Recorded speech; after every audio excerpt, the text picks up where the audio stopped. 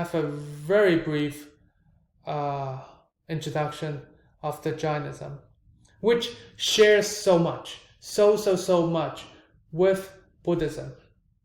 Even the cause of its uprising, of this Jainism uprising, shares very similar reason, which is appeal to the merchants, which was considered a lower class in the caste system, in the Hinduism system, and Jainism would have a different kind of concept.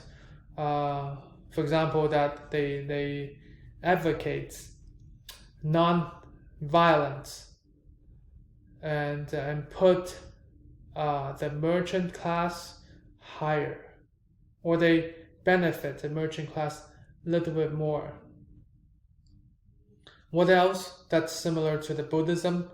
Well, the Jinnah, the god, the founder of Jainism, the Mahavir, which is one of the enlightened great hero, like the enlightened one in Buddhism, like Shakyamuni in Buddhism, who's also a prince and left his comfortable home and became a mendicant. Well, that's the same as Buddhism, the Jataka tales, right? And also they believe that life is an endless cycle of birth and rebirth. But this kind of concept seems to be a root concept in India, or maybe even dates back to as early as Harappan period. The Harappan, the Indus Valley, early civilization, those early cities. People started to form that kind of concept of life. So that's some kind of root that these religions all drew from. And, more meditation and austerity were the mean to liberation from this cycle. Life is a cycle, and they have a tradition of rock cut caves as well. So too many things similar to each other for Jainism with Buddhism. One thing that's different, that is, for Buddhism, there's a middle way.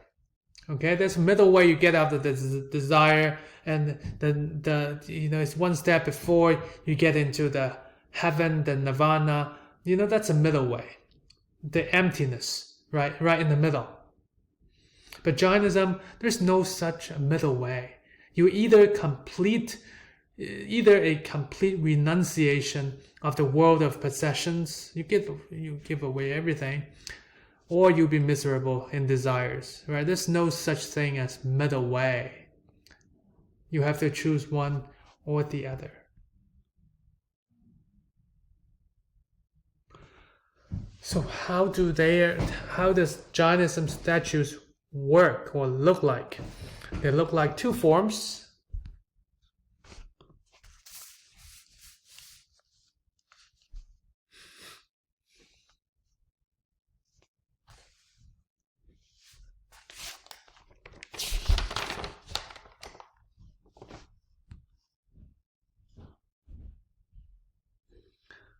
Both forms are in the state of meditation, and one is seated, one is standing with attendants, which is a bit similar to the seated Buddha with two attendants, isn't it? What's the difference? Do you notice any difference from the Buddhist sculptures? How about they are naked? How about they are completely, it's a male figure, completely naked? The Jinnah, which is possibly Mahavira, the founder of Jainism. And they're naked, maybe not so much of those, those Greek and Roman. If you've taken 1A, 1B, you see those Greek and Roman classical sculptures. They're all naked, like this one right here. The spear bearer is naked in a really ideal form right here. Is it because of that the designers kind of leave it naked? An ideal form? Not so much. This is a little bit of abstract form, first of all, which is different from, first of all, the Buddhist statue who's clothed. He's naked. It's because the belief, right, of Jainism is that, first of all, non-violent. Second of all, they believe that life is like or your soul is like a balloon. You have more karmic attachment to it, desire, greed, possessions, house, cars,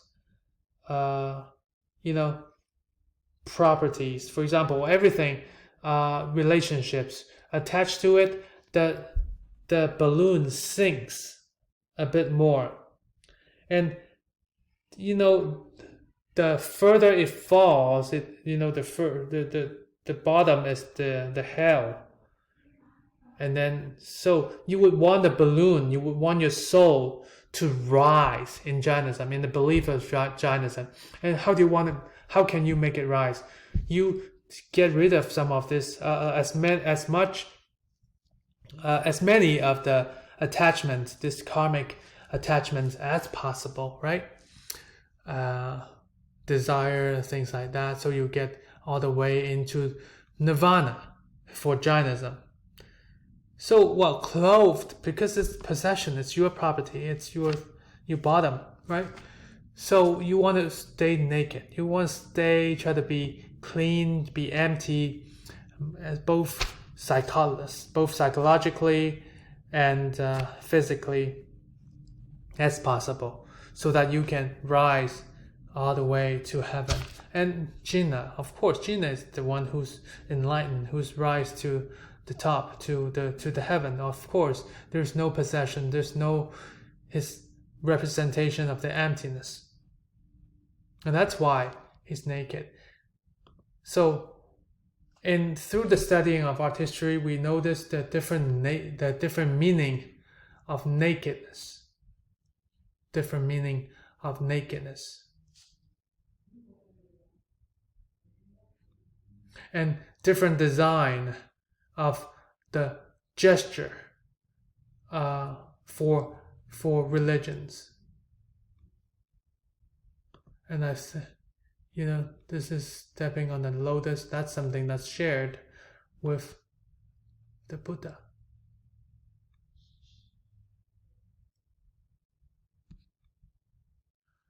And that's it. That's a brief introduction of the Buddhism and of Jainism, which is the two later major religions in India.